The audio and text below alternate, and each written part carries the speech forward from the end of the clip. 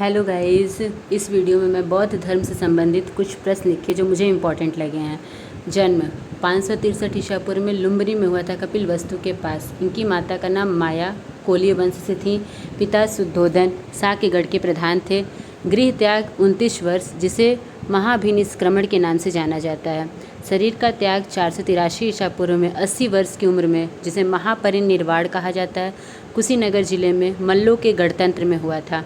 प्रथम उपदेश इन्होंने सारनाथ में दिया था, जो धर्मचक्र प्रवर्तन के नाम से जाना जाता है।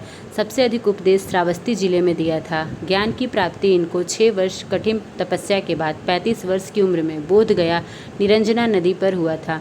नालंदा विश्वविद्यालय गुप्त युग में बना था, कुमार गुप्त द्वारा। बौद्ध धर्म दर्शन पर आधारित है।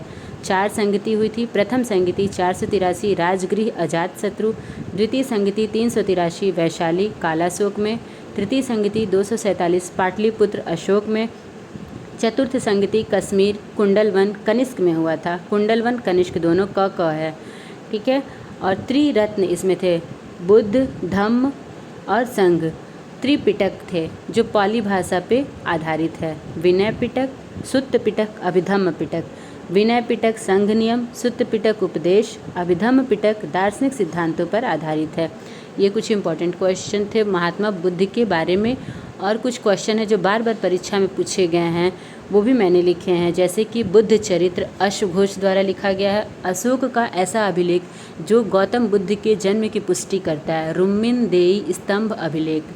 बुद्ध की सर्वाधिक मूर्तियाँ गांधार शैली में निर्मित हैं, लेकिन जो प्रथम प्रतिमा थी वो मथुरा कला शैली में निर्मित थी।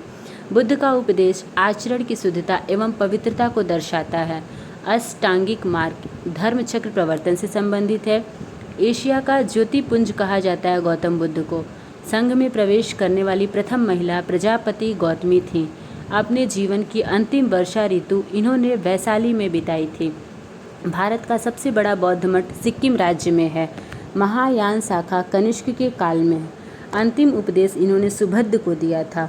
बुद्ध कौशाम्बी आए थे, किसके काल में? उदयन के काल में आए थे। बुद्ध की मृत्यु के बाद जो प्रथम बौद्ध संगीति हुई थी, उसकी अध्यक्षता महाकश्यप के द्वारा की गई थी। और बुद्ध द्वारा जो प्रथम उपदेश दिया गया था सारनाथ में, जो वाराणसी के पास है, उसे मृग चरित्र दर्श के आधार पर संज्ञा दी गई है। मृग सहित चक्र कहा गया है। ये गौतम बुद्ध से कुछ इंपॉर्टेंट क्वेश्चन थे जो मैंने लिखे हैं। आई होप गाइज ये आपको वीडियो पसंद है।